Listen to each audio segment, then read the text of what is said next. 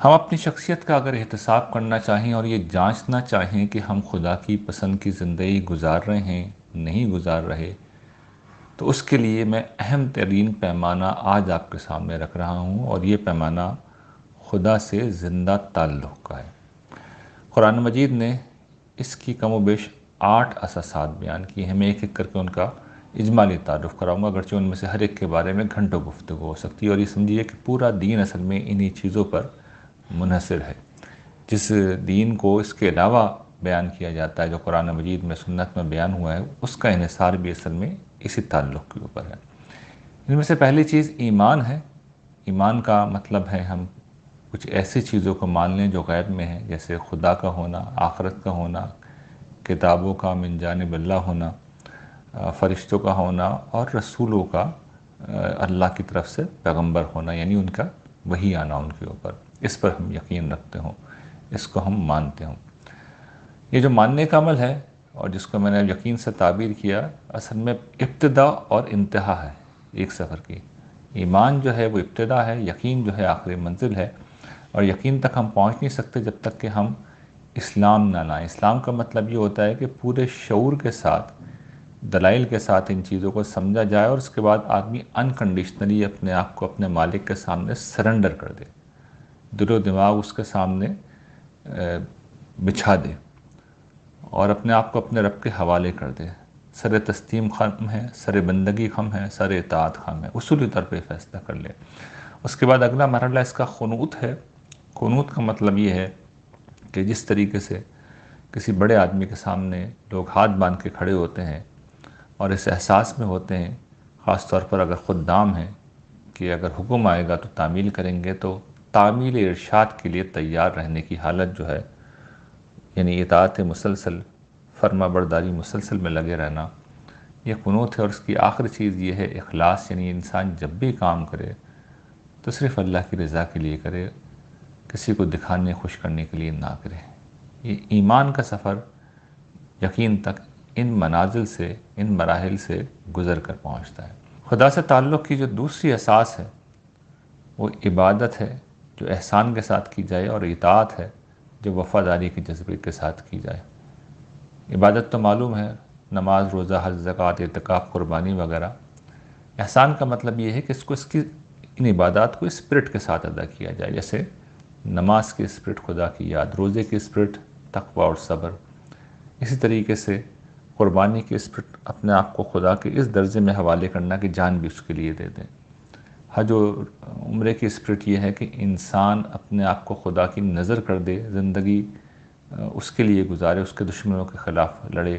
زکوٰۃ کی اسپرٹ اپنے آپ کو پاک کرنا، اپنے مال کو خدا کی نظر کر دینا ہے۔ تو یہ چند اہم بنیادی عبادات ہیں جن کی اسپرٹ میں نے بیان کر دی۔ اور اطاعت کا مطلب یہ ہے کہ جو کوئی بھی اخلاق و شریعت کا حکم ہوگا اسے وفاداری کے جذبے سے ہم بے چوں و چراں ادا کریں گے۔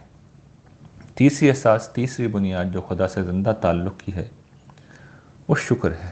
یعنی جس رب نے سب کچھ دے رکھا ہے، جس کی عنایت ہے، جس کی مہربانیاں، جس کی نعمتیں ہیں، دل سے اس کو شکر گزار ہوں، زبان سے اعتراف کریں، اور عمل سے جب موقع ہو، جہاں موقع ہو، اس کا حق ادا کریں، نعمتوں سے دوسروں کا فائدہ اٹھائیں، خدا کی بندگی کر کے اس کا شکریہ ادا کریں۔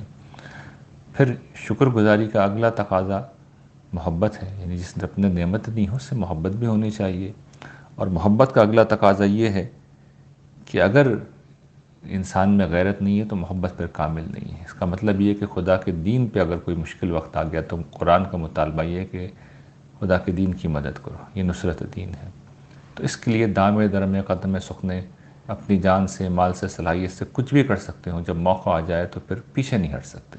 چوتھی اساس خدا سے زندہ تعلق کی ذکر ہے، فکر ہے، دعا ہے۔ مطلب اس کا یہ ہے کہ خدا کی یاد میں جینا، اس کے احساس میں جینا، اس کی نشانیوں کے بارے میں غور و فکر کرنا، اس کی جو کتاب الذکر جو یاد دہانی ہے اس کا مطالعہ کر کے اس کے دلائل کو سمجھنا، جو کچھ بیان ہوا ہے اس کو انفس و آفاق میں اس پر غور کرنا، اور پھر جب کچھ مانگنا ہو، فریاد کرنی ہے، رونا ہے، گڑ گڑانا ہے، تو صرف خدا کے سامنے جانا۔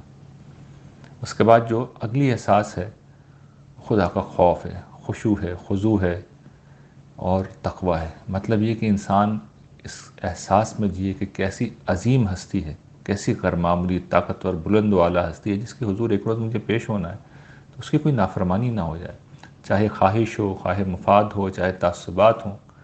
میں نے خدا کی نافرمانی سے بچنا ہے، ان میں سے ہر چیز کے خلاف لڑنا ہے، اپنے خلاف لڑنا ہے، دنیا سے ٹکرا جانا اور کسی کی پرواہ نہیں کرنی، کسی ملامت کرنے والی کی پرواہ نہیں کرنی۔ چھٹی چیز یہ کہ انسان ہے، کمزوری ہے، کمزور ہے، کمزوری کی وجہ سے اس سے گناہ ہو جاتا ہے۔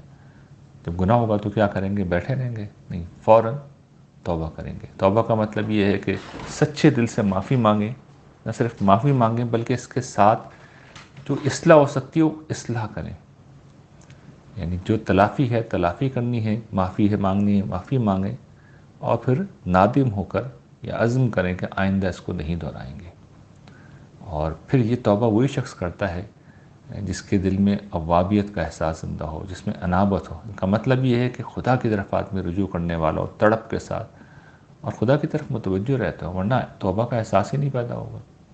اس کے بعد اگلی چیز صبر و رضا و تسلیم، یعنی زندگی میں جو مشکلات ہیں، پریشانیاں ہیں، ان پر جزا فضا نہیں کرنی، مایوس نہیں ہونا، کفر نہیں کرنا، شرک نہیں کرنا، غیر اللہ سے جا کے نہیں مانگنا، خدا کے در پہ بیٹھے ہوئے ہیں، اور جو صورتحال ہو گئی ہے، جو مسئلہ بھی ہو گیا اسے حوصلے کے ساتھ فیس کر رہے ہیں۔ جو حکم ہے، جو دین کے تقاضے ہیں، ان کو نبھانا ہے، بدترین حالات میں بھی نبھانا ہے۔ اور اگر کوئی فیصلہ ہو گیا تو تسلیم و رضا، مان لینا ہے، خوش دلی سے ماننا ہے کہ میرے مالک کا حکم آ گیا تو بس اپنے آپ کو اس کے حوالے تو کر ہی دیا تھا، فیصلہ بھی مان لیں گے، خوش دلی سے مانیں گے، کوئی شکایت نہیں ہوگی، کوئی شکوہ نہیں ہوگا۔ اور آٹھویں اور آخری چیز توکل، تفویض اور رجا ہے۔ مطلب یہ ہے کہ مصیبت تو آ جاتی ہے تو صبر کیا جاتا ہے، لیکن کچھ اندیشے ہوتے ہیں، کچھ خوف ہوتے ہیں، تو اندیشہ اور خوف ہو، یعنی ابھی مصیبت نہیں آئی، اس کا اندیشہ ہے، اس میں توکل کیا جاتا ہے، خدا پہ بھروسہ کیا جاتا ہے۔ اپنے حصے کا کام ہم کریں گے، لیکن پھر معاملہ اللہ کے حوالے کر دیا۔ جہاں کچھ نہیں کر سکتے، یہ کر چکے سب کچھ، تو یہ تفویض ہے، اللہ کے حوالے کر دیا۔ اور رجا یعنی اللہ سے امید باندھیں گے کہ وہی سارے معاملات ٹھیک کرے گا۔ یہ وہ چیزیں ہیں، 8 اساسات ہیں کہ اگر ان کے متعلق میں کہتا ہوں کہ یہ دین کی روحانیت ہے، اور صرف یہی دین کی روحانیت ہے، اس راستے پہ آپ ایک دفعہ رکھ دیں قدم۔